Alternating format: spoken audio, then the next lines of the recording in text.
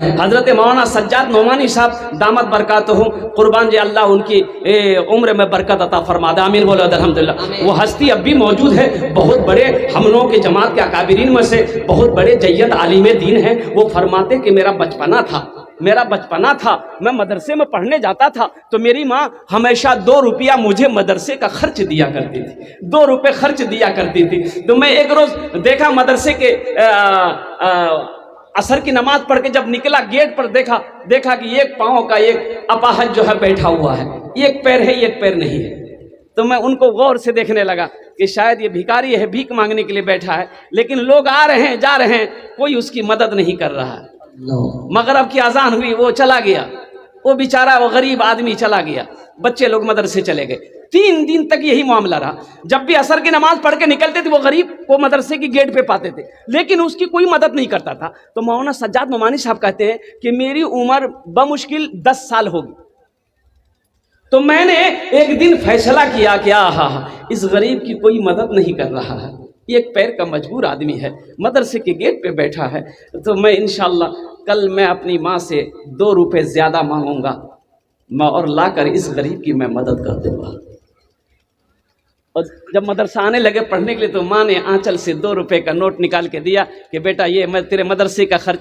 تو مولانا سجاد نعمانی صاحب کہتے ہیں کہ میں نے اپنی ماں سے کہا کہ میری پیاری ماں مجھے آج 4 روپے چاہیے، 2 روپے زیادہ چاہیے۔ تو ماں کہتی ہے کہ بیٹا تجھے پتا بھی ہے تیری ماں یہ 2 روپے کا کتنا مشکل سے میں انتظام کرتی ہوں، پھر یہ 2 روپیہ ایکسٹرا لے کر زیادہ لے کر کیا کرے گا؟ تو مولانا سجاد نعمانی صاحب کا فرماتے ہیں اے امی جان میں اپنے مدرسے کے دروازے پہ 3 دن سے دیکھتا ہوں ایک مجبور وہ لاچار آدمی، ایک پیر کا آدمی بیٹھا ہوا رہتا ہے، لوگ آتے جاتے رہتے ہیں لیکن اس کی کوئی مدد نہیں کرتا ہے۔ امی جان میں نے کل ہی فیصلہ کیا تھا کہ 2 روپے آپ سے میں زیادہ لاؤں گا اور اس غریب کی مدد کر دوں گا۔ قربان جائیے، ادھر آپ فرما رہے ہیں، بولتے جا رہے ہیں، ادھر ماں کے آنکھوں سے آنسو جاری ہے۔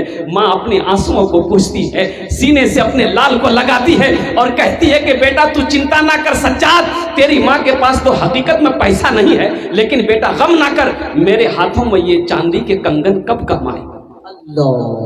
میرے ہاتھوں میں یہ چاندی کے کنگن کس دن کام آئیں گے؟ بیٹا یہ چاندی کے کنگن لے، اپنے استاذ کو لینا، بازار جانا، بیچ دینا اور جتنی رقم ملے جتنا پیسہ ملے اس غریب کی مدد کر دے۔ تو آپ نے فرمایا کہ میں نے اپنی ماں کے کنگن کو بیچ کر جو پیسہ ملا اپنے پاکٹ میں رکھا، میں انتظار کر رہا تھا کہ کب عصر کا وقت ہو، نماز پڑھیں، میں جب مدرسے سے باہر نکلوں اس غریب کی میں مدد کر دوں۔ تو وقت بھی آیا جب مدرسے کے باہر نکلے، عصر کے وقت میں دیکھا وہ آدمی بیٹھا ہوا ہے، بڑی خوش ہوئے، اپنے پاکٹ میں ہاتھ دیا، جتنا پیسہ تھا یہ نکال کر سامنے پیش کر دیا۔ وہ بابا وہ مجبور آدمی کبھی پیسے کو دیکھتا تھا، کبھی اس مہمان رسول کے چہرے کو دیکھتا تھا، کبھی پیسے کو دیکھتا تھا، کبھی اس ننھا سا پھول کے چہرے کو دیکھتا تھا۔ یہ بچہ حیرت میں ہے، بچہ کہتا ہے بابا یہ پیسہ آپ ہی کے لیے ہے، میں نے آپ کے لیے انتظام کیا ہے، میں نے اپنی ماں سے مانگا ہے، آپ اسے لے لو۔ تو بابا روتے ہوئے کہتا ہے کہ بیٹا میں کوئی بھیکاری نہیں، میں بھیک مانگنے کے لیے اس دروازے مدرسے کے دروازے پہ نہیں بیٹھا۔ تو پھر بابا آپ کس لیے بیٹھے ہو؟ تو بابا کہتا ہے کہ بیٹا سنو، میں نے علماء سے سنا ہے کہ مدرسہ رسول اللہ کا گھر ہے، میں نے علماء سے سنا ہے کہ اللہ کے رسول کا گھر مدرسہ ہے، اور تم لوگ جو پڑھنے والے بچے ہو تم لوگ مہمان رسول ہو، حشر کا میدان ہوگا، اگر اللہ کے رسول نے پوچھ لیا کہ دنیا میں میرے گھر میں پڑھنے والے مہمان رسول کی تم نے خدمت کری کہ نہیں کری؟ تو بیٹا میں ٹھہرا غریب آدمی، ایک پیر کا میں مجبور ہوں، بیٹا میں ایک پیر سے رکشہ چلا کر اپنے اہل و عیال کی پرورش کرتا ہوں، میرے پاس اتنے پیسے نہیں ہیں کہ تم لوگوں کو دعوت کر کے ایک وقت کا کھانا کھلا سکوں، اتنے پیسے نہیں ہیں کہ تیرے لیے میں بازار سے کپڑا خرید کر تجھے پہنا سکوں۔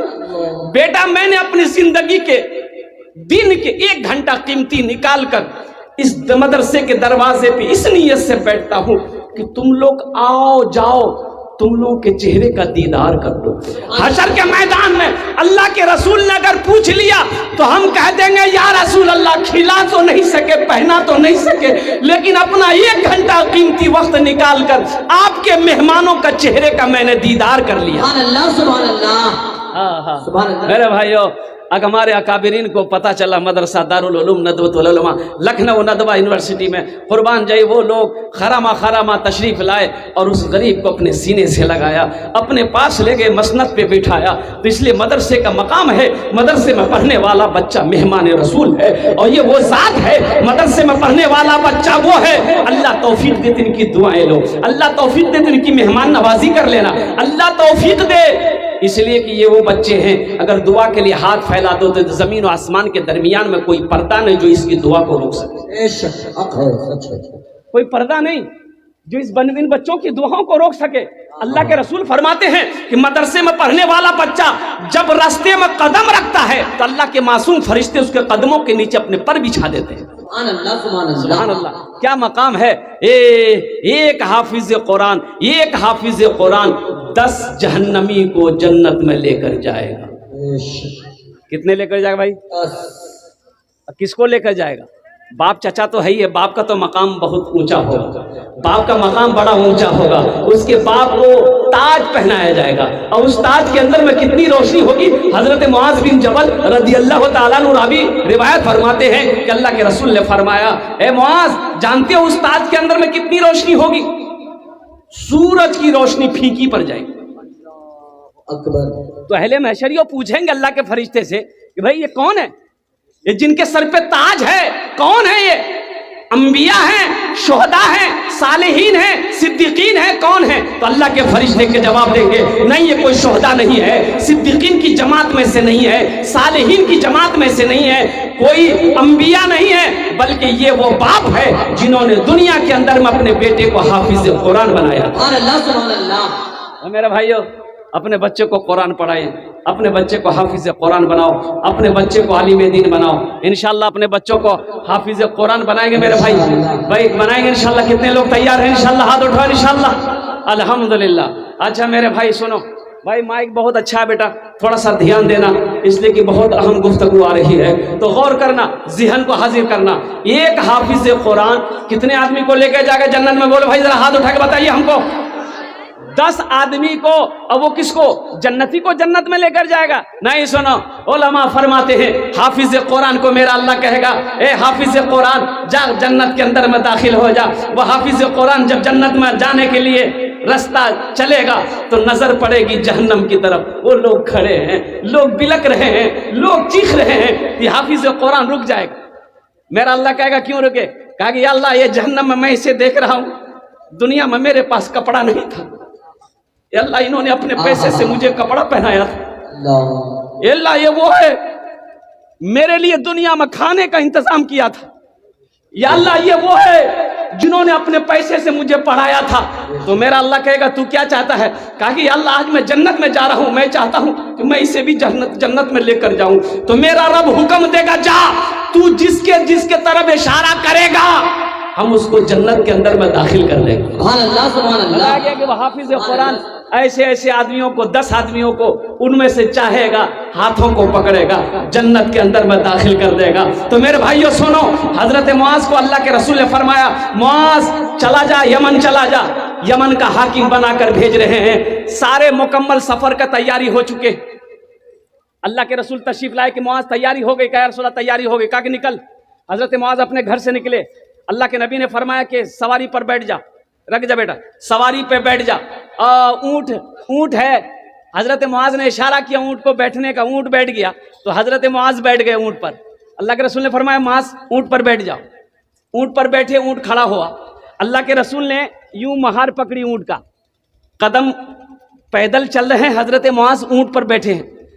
तो हजरत मुआज घबरा गए कि या रसूलल्लाह ये बेअदबी है, आप मेरे आका हैं, आप पैदल चले, मैं ऊंट पर चलूं।